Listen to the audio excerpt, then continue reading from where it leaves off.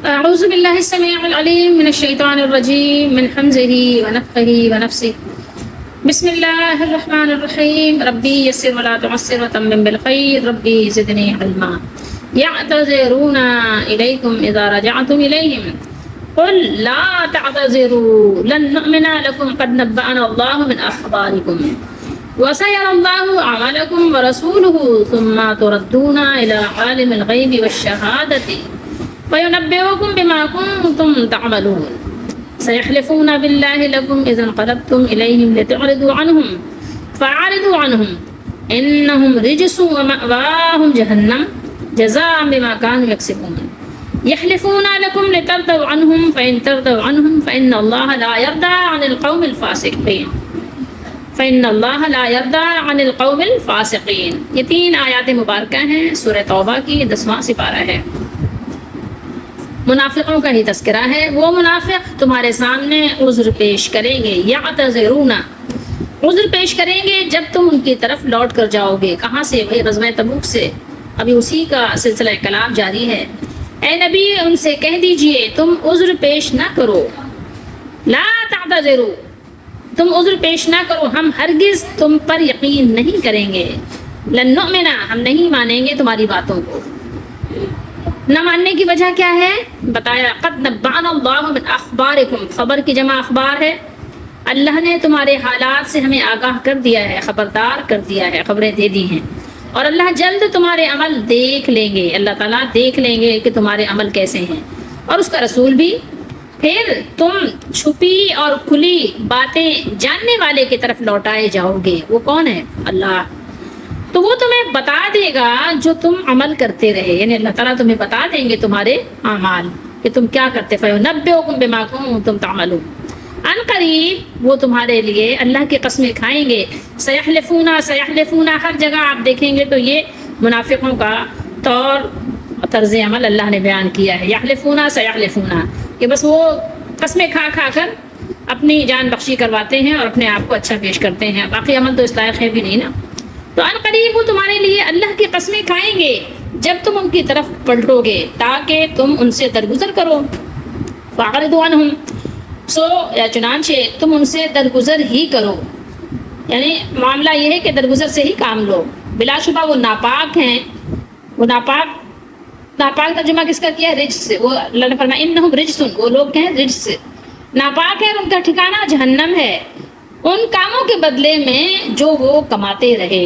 وہ تمہارے لیے قسمیں کھائیں گے. یحلفون لکم قسمیں کھائیں گے تاکہ تم ان سے راضی ہو جاؤ. قسمیں کھانے کے وجہ سبب کیا ہے کہ اللہ کے نبی صلی اللہ علیہ وسلم راضی ہو جائیں اور ان کو یعنی ڈگری دے دیں، سرٹیفکیٹ دے دیں. ہاں ٹھیک ہے، کوئی بات نہیں ہے، ٹھیک ہے. سو اگر تم ان سے راضی ہو بھی جاؤ تو بھی اللہ ان لوگوں سے راضی نہیں ہوتا جو نافرمان ہیں. یہ وہ فاسق ہیں جن سے اللہ راضی نہیں ہوتے. تو یہاں پر اللہ تعالیٰ نے بیان کر دیا کہ جس سے اللہ ناراض ہو جائے پھر اس کو کوئی راضی نہیں کر سکتا. ایسا نہیں ہے کہ اگر کسی نے اللہ کو ناراض کر دیا تو اب اللہ کو ناراض کر دیا ہے تو کوئی اور جو ہے اس کے بدلے میں اللہ تعالیٰ کو منا لے گا. نہیں، وہی راضی کر سکتا ہے. کس طرح سے؟ رو رو کے گڑ گڑا کے توبہ کر کے اپنے مالک کو وہی منا سکتا ہے. یہ نہیں کہ جرم خود کرے اور معافی کے لیے کسی اور سے کہے کہ آپ معاف کروا دیں. تو ایسا نہیں ہے. یعتذرون الیکم جیسا کہ پہلے گزرا کہ یہ سلسلہ آیات تبوک سے واپسی پر نازل ہوا. اللہ تعالیٰ نے رسول اللہ صلی اللہ علیہ وآلہ وسلم کو پہلے ہی ان کے جھوٹے بہانوں کی اطلاع دے دی اور ساتھ ہی حکم دیا کہ ان سے کہہ دو کہ بہانے مت تراشو. ہم کسی صورت تمہارا اعتبار نہیں کریں گے. کیوں؟ کیونکہ اللہ تعالیٰ نے ہمیں تمہاری کچھ خبریں بتا دی ہیں. اب دیکھا جائے گا کہ تمہارا آئندہ رویہ کیا رہتا ہے. آیا تم موجودہ روش سے باز آتے ہو یا اسی پر جمے رہتے ہو؟ تمہارا طور طریقہ طرز عمل بدلتا ہے یا وہی پہلے جیسا ہی رہتا ہے؟ تو اب یہ تمہارا عمل دیکھا جائے گا. وَسَيَرَى اللَّهُ عَمَلَكُمْ وَرَسُولُهُ اس کی تفسیر میں عبدالسلام بن محمد نے اپنی تفسیر میں لکھی ہے بات کہ یہ عبارت یوں بھی ہو سکتی تھی کہ وَسَيَرَى اللَّهُ وَرَسُولُهُ عَمَلَكُمْ کہ ان قریب اللہ اور اس کے رسول تمہارا عمل دیکھیں گے. مگر وہ فرماتے ہیں کہ مفعول عملکم کو رسول سے پہلے لانے کا صاف کریں مطلب یہ ہے کہ اصل دیکھنے والی ذات کون ہے؟ اصل نگرانی کرنے والا کون ہے؟ اللہ تعالیٰ ہی ہے. کیوں؟ اس لیے کہ وہ اللہ ظاہر و باطن سب کچھ جانتے ہیں، سب کچھ دیکھتے ہیں اور ہر چیز سے واقف ہیں. ظاہر کیا ہے، باطن کیا ہے، آپ کے تنہائی میں کیا عمل ہیں اور مجمع میں کیا عمل ہیں، لوگوں کے سامنے آپ کیا کرتے ہیں اور جب آپ اکیلے ہوتے ہیں تو کیا کرتے ہیں. تو چونکہ اللہ تعالیٰ ظاہر و باطن سے واقف ہے، اور اس کے بعد اللہ کے رسول بھی تمہارا عمل جو سامنے ہوگا، جو تم سامنے کرو گے، جو نظر آنے والی چیز ہے، وہ اللہ کے رسول صلی اللہ علیہ وسلم بھی دیکھیں گے کہ تم کیا کرتے ہو، فرما بردار ہو، نافرمان ہو، بات مانتے ہو نہیں مانتے ہو. تو یہ بات ہے. تو لیکن رسول اللہ صلی اللہ علیہ وسلم کو اگر ظاہری عمل سے مطمئن کر بھی لو اور تمہاری دلی کیفیت درست نہیں، تو پھر تمہیں غائب و حاضر کو جاننے والے کے سامنے بھی حاضر ہونا ہے، اور وہ تمہیں تمہاری اصل حقیقت سے آگاہ کرے گا. بعض شرک کے بیماروں نے اس آیت سے استدلال کیا ہے کہ اللہ تعالیٰ ہمارے حالات سے واقف ہے اور اس کا رسول بھی. اب ظاہر ہے اب آپ دیکھیں جس کے دلوں میں بیماری ہوتی ہے یا جو شرک کا مریض ہے، جس کو ہر بات میں شرک ہی کرنا ہے، تو وہ ہر جگہ سے اپنی مرضی کا مطلب نکال لے گا. وہ صحابہ کرام کے عمل کو تو دیکھے گا نہیں، کیونکہ اس آیت کے مطابق وہ دونوں سب کچھ دیکھ رہے ہیں. اس نے یہ بات کہہ دی کہ ظاہر ہے اللہ بھی دیکھیں گے، اللہ کے رسول بھی دیکھیں گے تمہارے عمل کو. تو آیت کا مطلب تو اوپر یعنی آپ کو بتا دیا نا، بیان ہو چکا. مگر یہ حضرات اسی صورت کی آیت نمبر 105 کیا کریں گے کہ جس میں ہے اور کہہ دیجئے تم عمل کرو پس ان قریب اللہ تمہارا عمل دیکھیں گے اور اس کا رسول اور ایمان والے بھی. تو اب کیا کہیں گے آپ؟ تو کیا اللہ کے سوا رسول اور مومنین بھی سب کچھ دیکھ رہے ہیں؟ آپ بتائیے. اور ہر بات سے واقف ہیں مومنین. آپ پیچھے کیا کرتے ہیں، میں پیچھے کیا کرتی ہوں، آپ میرے پیچھے کے میرے باطن کے سب عمل سے واقف ہیں. اب آپ خود ہی فیصلہ کریں. تو مومن ہونے کا خیال تو ان حضرات کا اپنے بارے میں بھی ہوگا. ذرا اپنی حیثیت اور علم کی رسائی پر غور فرمانے تو بہت جلد بات سمجھ میں آ جائے گی. سورہ اعراف کی آیت نمبر 188 آپ دیکھ لیجئے. یہ احمد رضا کا ترجمہ ہے.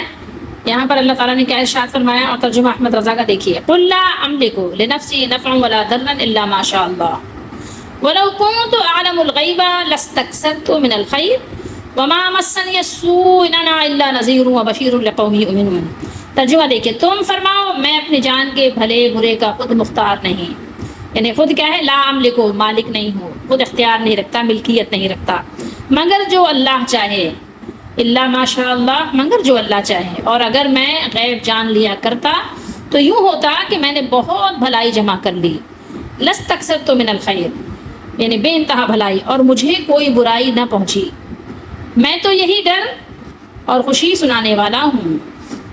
کس کو؟ انہیں جو ایمان رکھتے ہیں، اس قوم کو جو ایمان والی قوم ہے، اس کے لیے آپ صلی اللہ علیہ وسلم بشیر اور نذیر ہیں اللہ کی طرف سے. اب آپ سورہ نمل کی آیت نمبر 65 میں دیکھیں. قل لا يعلم من في السماوات والارض الغیب الا اللہ وما يشعرون ایان یبعثون. تم فرماؤ، احمد رضا کا ترجمہ ہے، تم فرماؤ غیب نہیں جانتے جو کوئی آسمانوں اور زمین میں ہیں مگر اللہ، الا اللہ، اور انہیں خبر نہیں کہ کب اٹھائے جائیں گے. کس کو خبر نہیں ہے؟ وہی جو قبروں میں ہیں انہی کی بات ہو رہی ہے نا. اور حدیث جبریل میں تو یہ سبھی نے پڑھ لیا ہوگا کہ اللہ کے نبی صلی اللہ تعالیٰ علیہ وآلہ وسلم سے جبریل علیہ السلام نے بتایا تھا نا کہ قیامت کا علم اللہ کے سوا کوئی نہیں جانتا. یعنی قیامت کب قائم ہوگی، نشر کب ہوگا، حشر کب ہوگا، یہ اللہ کے علم میں ہے. تو کب اٹھائے جائیں گے، قبریں کب کھلیں گی، مردے کب قبروں سے اٹھیں گے، ہم سب کب اللہ کی جناب میں حاضری دیں گے، یہ ہمیں خود نہیں پتا، اللہ کو معلوم ہے. ایان یبعثون وما یشعرون، اس بات کا شعور نہیں ہے کہ ایان یبعثون. اور یہی سورہ توبہ آیت نمبر 101، یہاں اللہ نے ارشاد فرمایا وَمِمَّنْ حَوْلَكُمْ مِنَ الْأَعْرَابِ. اعراب میں نے بتایا تھا نا، بدو جو گاؤں دیہات کے رہنے والوں کو عرب میں کہا جاتا تھا. اعراب ان کو کہا جاتا ہے، اور اعراب زیر زبر پیش کو کہتے ہیں. منافقون. وَمِمَّنْ حَوْلَكُمْ، حول یعنی احوال، حال و احوال، ارد گرد. وَمِمَّنْ حَوْلَكُمْ مِنَ الْأَعْرَابِ مُنَافِقُونَ وَمِنْ أَهْلِ الْمَدِينَةِ مَرَضُوا عَلَى النِّفَاقِ لَا تَعْلَمُهُمْ نَحْنُ نَعْلَمُهُمْ. یہاں دیکھیے ترجمہ احمد رضا کا ہے. اللہ نے فرمایا اور تمہارے آس پاس کے کچھ گنوار منافق ہیں اور کچھ مدینے والے. ان کی خو کیا ہے؟ فرمایا ان کی خو ہو گئی، ان کی عادت ہو گئی ہے نفاق. لا تعلمهم تم انہیں نہیں جانتے، تم انہیں نہیں جانتے. نبی کریم صلی اللہ علیہ وآلہ وسلم سے ارشاد فرمایا اللہ تعالیٰ نے، ہم ان لوگوں کو آپ نہیں جانتے، ہم انہیں جانتے ہیں، ہم انہیں جانتے ہیں. یہ قرآن مجید کی صاف آیات ہیں. اللہ تعالیٰ ہم سب کو قرآن مجید کو صحیح طور پر سمجھنے کی توفیق عطا فرمائے. ان آیات مبارکہ میں منافقین کو اخلاص کی طرف پلٹنے کی دعوت بھی ہے، اور یہ اللہ تعالیٰ کا خاص کرم ہے کہ منافقین کو بھی اسی طرح بار بار بلاتا ہے کہ ہاں عمل کرو، ہم تمہاری نگرانی کر رہے ہیں، ہاں عمل کرو، ہم تمہاری نگرانی کر رہے ہیں. اگر پلٹ آؤ گے، صدق دل سے توبہ کر کے واپس آ جاؤ گے تو ہم معاف کر دیں گے. اور فی الواقع کئی منافقین تائب بھی ہوئے اور مخلص مومنین میں شامل بھی ہو گئے. سَيَحْلِفُونَ بِاللَّهِ لَكُمْ إِذَا انقلبتم إِلَيْهِمْ. اللہ تعالیٰ نے بتایا کہ تمہارے سامنے اللہ کی قسم کھانے سے ان کا مقصد یہ ہے کہ تم ان سے اعراض کرو. واقعی تم ان سے اعراض کرو. پہلے اعراض کا مطلب ہے کہ تم ان سے درگزر اور چشم پوشی کرو، اور دوسرے اعراض کا مطلب یہ ہے کہ تم ان سے درگزر اور چشم پوشی کے ساتھ قطع تعلق بھی کرو. پھر ان سے قطع تعلق کا سبب بیان فرمایا کہ یہ رجس ہیں، جس کا معنی کیا ہے؟ گندگی ہے. یعنی کس لحاظ سے ہیں؟ عقائد و اعمال کے لحاظ سے. وہ اتنے گندے ہیں کہ سمجھو سراسر گندگی ہیں، گندگی کی ڈھیر ہیں. گندگی سے تعلق کا نتیجہ آلودگی ہی ہے، اس لیے ان سے بچ جاؤ. وہی والی بات ہے نا کہ بری صحبت سے اپنے آپ کو بچانا ہے اور نیک صحبت اختیار کرنی ہے اگر نیک لوگ مل جائیں، تاکہ کہیں ان سے متاثر نہ ہو جاؤ. اگر برے لوگوں کے ساتھ بیٹھو گے تو کیا ہے، ظاہر ہے لازمی بات ہے کہ کچھ نہ کچھ برائی اثر کرے گی. وہ ہے شعر نا، صحبت طالح طرح طالح کند، اور صحبت صالح طرح صالح کند. یعنی نیک لوگوں کی صحبت آپ کو نیک بنا دیتی ہے، برے لوگوں کی صحبت بری بنا دیتی ہے. اس لیے حدیث شریف میں بھی بری صحبت سے بچنے کا حکم ہے. تو پھر اس کا انجام بھی بیان فرمایا.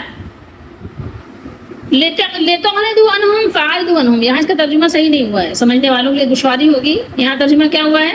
اس لیے کہ تم ان کے خیال میں نہ پڑو. کیا خیال میں نہ پڑو؟ تو ہاں تم ان کا خیال چھوڑ دو. یہ ترجمہ یعنی سمجھنے والوں کے لیے بہت دشواری ہوگی. اعراض کا مادہ آیت میں دوبارہ استعمال ہوا ہے نا. کیا استعمال کیا نا اللہ تعالیٰ؟ اعراض کرو. آپ اردو میں بولتے ہیں نا اعراض کرو یار، اعراض. تو یہ اعراض کا مادہ آیت میں دوبارہ استعمال ہوا ہے، اور یہ دو مختلف معنوں میں مستعمل ہوتا ہے. نمبر 1 کیا ہے؟ عفو درگزر، اور نمبر 2 ہے قطع تعلق. لِتُعْرِضُوا میں پہلا معنی مطلوب ہے، اور فَأَعْرِضُوا دو جگہ ہے نا. یہ فَأَعْرِضُوا عَنْهُمْ میں دوسرا معنی مقصود ہے. یعنی منافق قسمیں اٹھائیں گے اور منت سماجت کریں گے، التماس کریں گے کہ ان کی غلطی معاف کر دی جائے، لیکن تمہیں، آپ کو، صحابہ کرام رضی اللہ تعالیٰ عنہم کو کیا حکم ہے؟ یہ حکم دیا جاتا ہے کہ تم ان سے قطع تعلق کرو، اعراض کرو. جب رسول اللہ صلی اللہ تعالیٰ علیہ وآلہ وسلم مدینہ شریف تشریف فرما ہوئے تو آپ نے یہ حکم دیا کہ ان کے ساتھ نہ بیٹھو اور ان سے بات چیت نہ کرو، کیونکہ اللہ تعالیٰ نے وجہ بتا دی ہے کہ ان کے ساتھ خلط ملط سے کیوں منع کیا گیا، کیونکہ وہ ناپاک لوگ ہیں. انہم رجس، یہ رجس ہیں. ان کا باطن بھی ناپاک ہے، اور ان کے اعتقاد، جو اعتقاد ہوتا ہے نا، عقیدے بھی ان کے ناپاک ہیں. اور آخرت میں ان کا ٹھکانہ، اللہ نے فرمایا وَمَأْوَاهُمْ جَهَنَّمْ، ان کا ٹھکانہ جہنم ہے، جو ان کی جزا ہے. جہنم اس کے بدلے میں ہے جو کام یہ کرتے ہیں. یعنی یہ جہنم ان کے گناہوں اور خطاؤں کی سزا ہے. اس کے سبب کی وجہ سے یہ جہنمی ہوئے، ورنہ اللہ تعالیٰ کی مہربانی سب کے لیے ہے. اور مدینہ شریف میں بسنے والے جو منافقین تھے، ان کے حالات بیان کرنے کے بعد، ذکر کرنے کے بعد، اب پھر دیہات میں بسنے والے بدوؤں کا ذکر ہو رہا ہے کہ اپنی صحرائی زندگی میں جو ان کی یعنی عادتیں ہیں، سخت عادتیں، درست عادات، اور مرکز اسلام سے دور رہنے کی وجہ سے ان کا کفر اور نفاق بہت ہی سخت اور بہت ہی کرخت، جیسے ہوتا ہے نا، بدمزاج لوگ جو ہوتے ہیں، اس قسم کا ہے.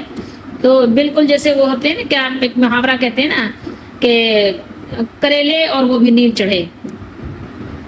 اور وہ بھی بات کیوں ہے گاؤں دیہات میں رہنے والوں کی بات؟ اس لیے کہ یہ رسول اللہ صلی اللہ علیہ وسلم سے، نیک صحبت سے، قرآن کی تلاوت سے بہت دور تھے، کیونکہ رسول اللہ صلی اللہ علیہ وسلم کی صحبت ان کو میسر نہیں تھی نا. تو اگر آپ اگر تھوڑا سا غور کریں تو اندازہ ہوگا کہ جب رسول اللہ صلی اللہ علیہ وآلہ وسلم تشریف نہیں لائے تھے تو مکے میں بسنے والے لوگوں کا کیا حال تھا؟ پتہ ہے نا کہ کیا حال تھا، کتنے سخت مزاج لوگ تھے، اتنے سخت دل تھے کہ بہت سے لوگ ان میں سے اپنی بیٹیوں کو زندہ دفن کر دیتے تھے۔ اب آپ سوچ سکتے ہیں نا کیوں؟ اس لیے کہ ان کے پاس علم ہی نہیں تھا۔ بالکل جب علم نہ ہو، دین کا علم نہ ہو، دین کا شعور نہ ہو، اللہ کی طرف سے رہنمائی نہ ہو، تو پھر انسان بالکل جنگلی بن جاتا ہے اور بالکل جانوروں جیسی حرکتیں کرنے لگ جاتا ہے کہ اس کو کچھ نہیں پتا ہوتا، بلکہ اللہ نے جو قرآن میں فرمایا ہے اس کے جانوروں سے بھی بدتر حالات اس کے ہو جاتے ہیں۔ اسی طریقے سے سمجھ لیجئے کہ یہ حالات بدلتے کیوں ہیں؟ جب اللہ کا ڈر اور آخرت کا یقین دل میں پیدا ہوتا ہے، مرنے کے بعد اٹھنے اور حساب کتاب کا جب یقین انسان کے اندر پیدا ہوتا ہے تو پھر انسان کے دل میں نرمی پیدا ہوتی ہے۔ تو یہ لوگ قرآن آنے کے بعد بھی، قرآن کی تلاوت کے بعد بھی ظاہر قرآن کی تعلیم سے دور تھے، تو اس لیے جو جتنا دور تھا اس کا مزاج ویسا ہی تھا۔ تو بہت سے جاننے والے بھی اب ظاہر ہے وہ حسد اور ضد کی وجہ سے، عصبیت کی وجہ سے نہیں مانتے، وہ اور بات ہے، لیکن بہت سے جاننے والے مان بھی جاتے ہیں۔ تو اس لیے یہاں پر ان لوگوں کا ذکر ہو رہا ہے کہ بہت سخت قسم کے لوگ تھے جن کا اللہ تعالیٰ بھی اس آیت میں، آیت نمبر 96 میں بیان فرما رہے ہیں۔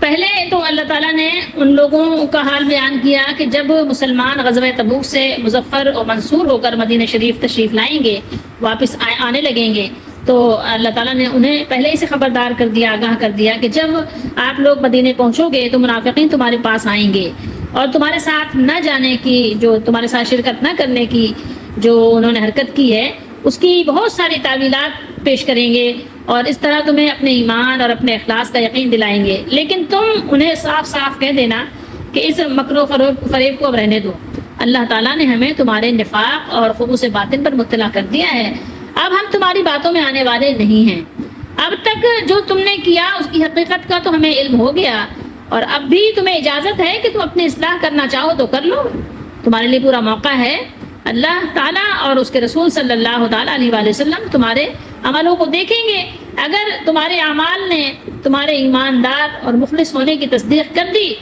تو ہم بھی تسلیم کر لیں گے۔ تو خوب جان لو اس چند روزہ زندگی کے بعد تمہیں اللہ تعالیٰ کی بارگاہ میں حاضر کیا جائے گا اور وہ سب کچھ جاننے والا اور تمہیں تمہارے سب کرتوتوں پر آگاہ کر دے گا، کیونکہ اللہ تعالیٰ سب کچھ جاننے والے ہیں، تو جو سب کچھ جاننے والا ہے تو بتا دے گا کہ تم کیا کر کے آئے ہو، سب ہمیں معلوم ہے، آج تم بھی جان لو کہ ہمیں سب کچھ پتا ہے، دنیا میں تم کو یقین نہیں آ رہا ہے تو آخرت کے دن تم کو یقین آ جائے گا۔ اب وہ سب آئیں گے اور آپ صلی اللہ علیہ وسلم کے سامنے کیا کریں گے؟ قسمیں کھائیں گے، قسمیں کھا کھا کر اپنے ایمان کا یقین دلائیں گے۔ تو اللہ تعالیٰ نے فرمایا کہ ان کی قسمیں کھانے کی وجہ سے اگر آپ ان سے خوش بھی ہو جائیں، ان کی باتوں کا یقین بھی کر لیں، فَإِنَّ اللَّهَ لَا يَرْضَىٰ، اللہ نے کیا فرمایا؟ تو بے شک اللہ ان نافرمان لوگوں سے خوش نہیں ہوتا، اللہ تعالیٰ راضی نہیں ہوگا ان سے، اللہ نہیں خوش ہوگا۔ اگر وہ قسمیں کھا کر صحابہ کرام رضی اللہ تعالیٰ عنہ کو راضی کر لیں، یا رسول اللہ صلی اللہ علیہ وسلم بہت شفیق ہیں، بہت رحیم دل ہے آپ کا، بہت مہربان ہیں، اگر آپ درگزر کر بھی دیں، جیسا کہ ہم پیچھے پڑھ چکے ہیں کہ منافق کے بارے میں بھی آپ نے کہا کہ اگر مجھے پتہ چل جائے کہ یہ 70 مرتبہ سے زائد اگر میں معافی مانگوں، یعنی معافی مانگنے کی میں انتہا کر دوں، اب آپ 70 کا عدد جان سکتے ہیں کہ یعنی بے انتہا کی بات ہو رہی ہے، تو آپ صلی اللہ تعالیٰ علیہ وآلہ وسلم ایسے کریم ہیں کہ آپ کو معلوم ہے نا جہنم کی سزا کیسی ہے، سزا جہنم کی کیسی ہے، تو کوئی نرم مزاج انسان، عام انسان دنیا میں کسی کو سزا نہیں دیتا، کہتا ہے یار چلو جانے دو، درگزر سے کام لیتا ہے، کہتے ہیں جاؤ، ضبط کر لیتا ہے، چھوڑو جانے دو، جاؤ جاؤ جاؤ ٹھیک ہے، جاؤ تم اپنا کام کرو، اپنے کام سے کام رکھو۔ تو یہ اللہ کے نبی صلی اللہ علیہ وسلم کی یعنی مہربانی کی انتہا کہ آپ صلی اللہ علیہ وسلم فرمایا بے انتہا بھی اگر اس کے لیے معافی مانگنے سے اگر اس کو معافی مل جائے، اور یہ معافی مانگنا کیوں تھا؟ کیونکہ وہ ظاہر میں نماز پڑھتا تھا، قرآن پڑھتا تھا، زکوٰۃ دیتا تھا اور بہت سارے غزوات میں شریک ہوا تھا، شریک بھی ہوتا تھا اور زکوٰۃ ادا کرتا تھا، رسول اللہ صلی اللہ علیہ وسلم کی جو مجلس ہوتی تھی اس میں بیٹھا کرتا تھا، یعنی یہ سارے کام مسلمانوں والے تھے، یہ منافق لوگ تھے، یہ کھلے ہوئے کافر نہیں تھے، یہ کھلے ہوئے مشرک نہیں تھے جو رسول اللہ صلی اللہ علیہ وسلم نے آپ سمجھے کہ کھلے ہوئے مشرکوں کے لیے آپ نے معافی مانگنے کا کہا یا آپ نے جو ہے کافروں کے لیے معافی مانگنے کا کہا، نہیں، آپ نے تو یہ ظاہری مسلمان تھے، تو آپ نے مطلب یعنی کوشش کی کہ اگر ایسا ہو کہ بہت زیادہ اس کے لیے معافی مانگوں، اس کو معافی مل جائے تو پھر یہ یعنی میں یہ کرنے کو بھی تیار ہوں، آپ یہ سوچئے۔ تو آپ صلی اللہ علیہ وسلم اگر ہم سے راضی ہو بھی جائیں تو اللہ تعالیٰ فرما رہے ہیں کہ اللہ تعالیٰ ان سے راضی نہیں ہوں گے، اللہ ان کے ان حرکتوں سے خوش نہیں ہوں گے جب تک کہ وہ اپنی حرکات بدلیں گے نہیں، اپنی عادات بدلیں گے نہیں، تو اللہ تعالیٰ ان سے خوش نہیں ہوتے۔ یعنی جو اللہ اس کے رسول کی اطاعت سے خارج ہو گئے ہیں، یہاں جو فسق ہے نا، فسق کا ترجمہ یعنی فسق میں جمع جو ہے یہاں پہ فاسقین ہے نا، تو اس کا ایک معنی، فسق بہت سارے اور معنی ہیں، پتہ ہے آپ کو عربی جو ہے نا ذرا براڈر جو ہے وہ ہیں، تو فسق کے معنی ایک خارج ہونے اور باہر نکل جانے کے ہیں۔ یہ ایک معنی اس کا یہ بھی ہے، عربی میں جیسے کہتے ہیں چوہیا کو عربی میں کہتے ہیں فویسقۃ، اسی لیے کہتے ہیں کہ وہ اپنے بل سے چیزوں کو خراب کرنے کے لیے باہر نکلتی ہے۔ اسی طریقے سے کہتے ہیں فسقۃ الرطبۃ، کب کہتے ہیں؟ اس وقت کہتے ہیں جب کھجور اپنے خوشوں سے باہر نکل آئے۔ سمجھ رہے ہیں بات کو؟ بخاری شریف ہے، حدیث نمبر ہے 4418 4418، اور یہ یہاں پر بات ہے جو حضرت کعب بن مالک رضی اللہ تعالیٰ عنہ کے، یعنی جو آپ اس غزوے سے پیچھے رہ گئے تھے نا، وہ 3 جن کی بات ہو رہی ہے پیچھے رہ گئے تھے، اور اللہ کا ارشاد وعلی الثلاثۃ الذین خلفوا، یہ اسی کے ضمن میں یہاں پر حدیث بیان ہے۔ یہ حدیث شریف کافی طویل ہے، 4 صفحات اور 4 ورق اور 8 صفحات پر مشتمل ہے، تو یہ تو انشاءاللہ میں آپ کو اس موقع پر سناؤں گی جب وہ آیت آئے گی ان بزرگوں کی توبہ کی، یہ صحابہ کرام کی توبہ کی بات آئے گی۔ ابھی تو میں آپ کے خاص بات سنا رہی ہوں جو اللہ تعالیٰ نے فرمایا کہ ان سے اعراض کرو۔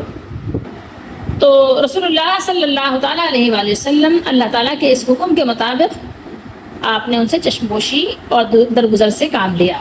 سو حضرت کعب بن مالک رضی اللہ تعالیٰ عنہ ان 3 مخلص مسلمانوں میں سے ایک جو بلا عذر پیچھے رہ گئے تھے غزوہ تبوک سے، وہ فرماتے ہیں کہ رسول اللہ صلی اللہ علیہ وآلہ وسلم کی عادت کریمہ تھی کہ جب سفر سے واپس آتے تو سب سے پہلے کہاں جاتے؟ مسجد سے ابتدا کرتے۔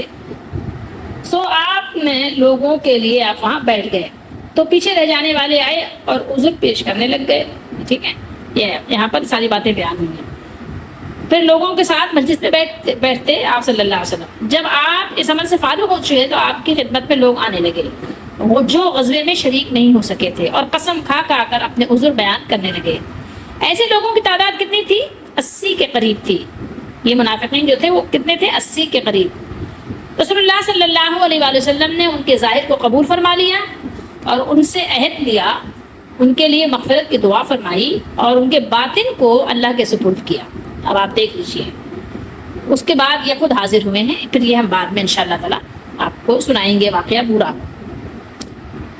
قرآن مجید کی آیت تلاوت کرنے کے بعد اور یہ حدیث شریف پڑھنے کے بعد آپ کو ایک چیز سامنے کھل کر واضح ہو جائے گی کہ دیکھیے، کسی کے لیے معافی مانگنا اور ہے، کسی کے ساتھ درگزر کرنا، چشم پوشی سے کام لینا یہ اور ہے، کسی سے راضی ہونا، خوش ہونا یہ اور ہے، کسی کو پسند کرنا اور ہے اور کسی سے محبت کرنا اور ہے۔ فرق ہے نا؟ دیکھیں، آپ کے 2 بیٹے ہوں، آپ اپنے دونوں بیٹوں سے محبت کرتے ہیں، لیکن ایک بیٹا آپ کو بہت زیادہ خوش کرتا ہے، راضی کرتا ہے، آپ کے کام آپ کے کہنے بھی کرتا ہے، بغیر کہے بھی آپ کی پسند کی، آپ کی خوشی کے کام کرتا ہے، تو محبت تو آپ دونوں سے کرتے ہیں، لیکن پسند ایک سے زیادہ آپ اس کو پسند کرتے ہیں اور خوش ہوتے ہیں۔ تو پسند کرنا، خوش ہونا یہ ایک الگ چیز ہے، محبت ایک الگ چیز ہے، یہ آپ کو معلوم۔ درگزر کرنا، ایک بچہ اگر غلط بھی کرتا ہے درگزر کرتے ہیں، چشم پوشی کرتے ہیں، پردہ ڈالتے ہیں، اور پھر اللہ سے اس کے لیے معافی بھی مانگتے ہیں کہ اللہ تعالیٰ اسے معاف کر دے، اس کو ہدایت کی توفیق دے۔ تو یہ بات تو ہے نا کہ اللہ اسے ہدایت دے، اللہ تعالیٰ اس کو صحیح راستے پہ چلنے کی توفیق دے۔ تو یہ چیزیں سمجھنے کی ضرورت ہے، سمجھ رہے ہیں بات کو؟ یہ سمجھیے، تو رسول اللہ صلی اللہ علیہ وسلم ان سے درگزر کر رہے تھے، چشم پوشی کر رہے تھے، اور ان کے لیے معافیاں مانگ رہے تھے کہ اللہ تعالیٰ ان کو معاف کر دے، ان کو توبہ کی توفیق دے، ان کو ہدایت کی توفیق دے، کیونکہ بھی زندہ تو تھے نا، وہ مرے ہوئے تھوڑی تھے کوئی، ٹھیک ہے؟ تو یہ بات یہاں پر آپ کو سمجھ آئے گی کہ آپ صلی اللہ تعالیٰ علیہ وآلہ وسلم ان سے راضی نہیں ہو رہے تھے کہ ہاں ان سے خوش ہو رہے تھے کہ بہت کوئی انہوں نے کارنامہ کیا تھا تو خوش ہو رہے تھے، نہیں۔ تو اللہ تعالیٰ نے بتایا کہ اگر آپ ان سے راضی ہو بھی جاؤ، ٹھیک ہے، اگر آپ صلی اللہ علیہ وسلم کی باتوں سے، ان کی قسموں سے، جو یہ قسمیں اٹھا رہے ہیں، یحلفون لکم لترضوا عنہم، کہ آپ ان سے راضی ہو جائیں گے قسموں سے، یعنی یہ قسمیں کھانے اور ہیلے بہانے کرنے، مقصد تو ان کا یہی ہے نا کہ تم ان سے درگزر کر کے ان سے کیا ہو، خوش ہو جاؤ، راضی ہو جاؤ، ان کی باتوں سے متاثر ہو جاؤ۔ لیکن اللہ تعالیٰ نے فرمایا کہ اللہ تعالیٰ ان کے فسق کی وجہ سے ان سے کبھی راضی نہیں ہوگا، جب تک کہ وہ اس حال پر قائم رہیں گے اللہ تعالیٰ راضی، فإن اللہ لا يرضى عنہم، اللہ تعالیٰ ان سے راضی نہیں ہوگا، ان کی حرکتیں ایسی ہیں۔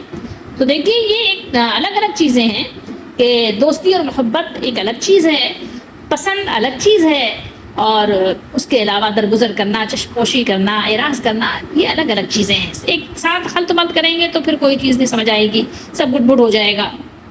ان آیات مبارکہ کی تلاوت کے بعد اور پھر احادیث مبارکہ پڑھنے کے بعد ہمیں اپنے لیے خوب خوب دعا کرنی چاہیے، جتنا زیادہ ہو سکے دعا کریں کہ اللہ تعالیٰ ہم سب کو ہر طرح کے نفاق سے بچائے، اللہ تعالیٰ ہم سب کو سچا پکا مومن بنائے۔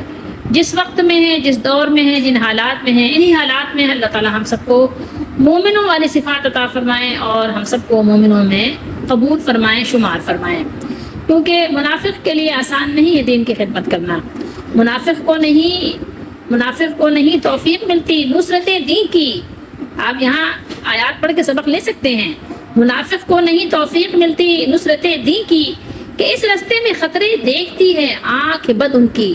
مسلمان ہے وہی جو دین پر قربان ہوتا ہے، مسلمان ہوں یہ کہہ لینا بہت آسان ہوتا ہے، میں مسلمان ہوں یا مسلمان ہیں وہ، ٹھیک ہے، تو یہ کہنا تو بہت آسان ہے، مسلمان ہوں یہ کہہ لینا بہت آسان ہوتا ہے، منافق کے لیے یہ سختیاں سہنا بہت مشکل، بوقت امتحان ثابت قدم رہنا بہت مشکل۔